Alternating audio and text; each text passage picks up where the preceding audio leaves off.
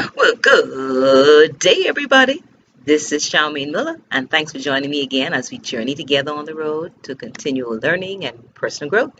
I do hope that you are enjoying this journey and challenging yourselves every day to take things up another level, another level. Well, once again, I have been looking at my recent experiences, and I've had a recent encounter that got me thinking deeply about its implications and how it may apply to other areas of my life, including the workplace.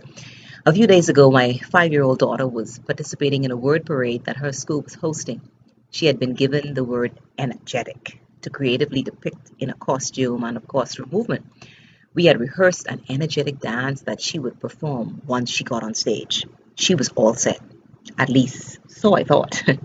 I got to the event and was dropping her off where the teachers were receiving the students until the show began. One of the teachers looked at Amara, my daughter, and suggested that she jump up and down to show her word energetic. So immediately my daughter began doing what was suggested. She jumped and jumped and jumped, and then her hat fell off of her head. So I whispered in her ear.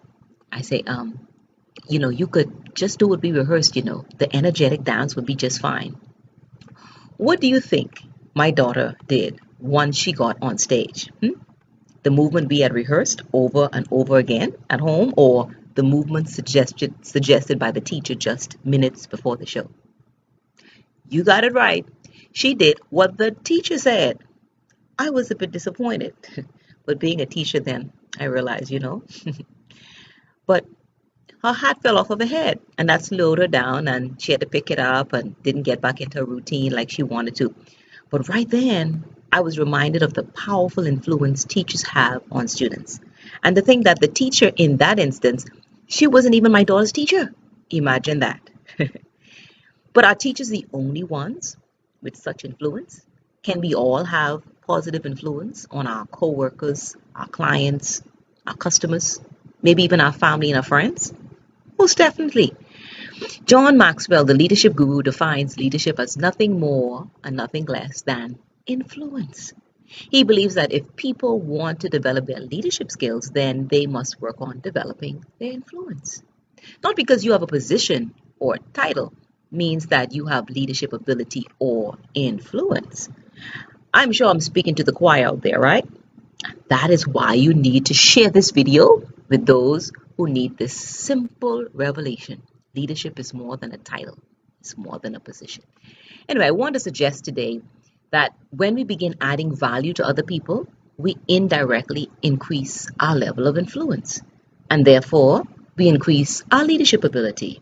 This mean this leads me to think that, well, let me just share two principles I want to share with just let me give you two principles I want to share with you on how to increase your influence, all right? The first thing is be a learning leader. I'm simply advocating here that you become an expert in your area. If you do hair, clean classrooms, detail cars, answer the phone, serve retail customers, maybe create reports or even file reports, just be the best at what you do.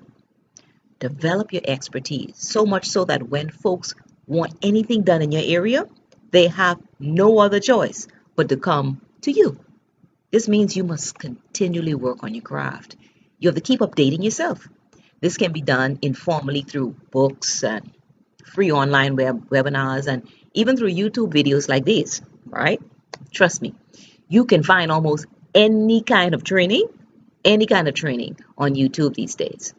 Or you can choose to do something as formal as attend a workshop, a seminar, or even enroll in a course.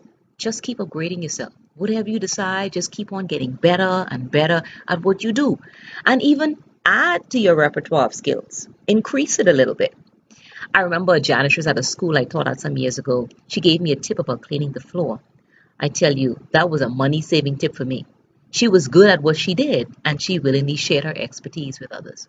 Whenever the janitress assigned to another teacher's class was absent, this particular janitress was the one everybody wanted to clean their room.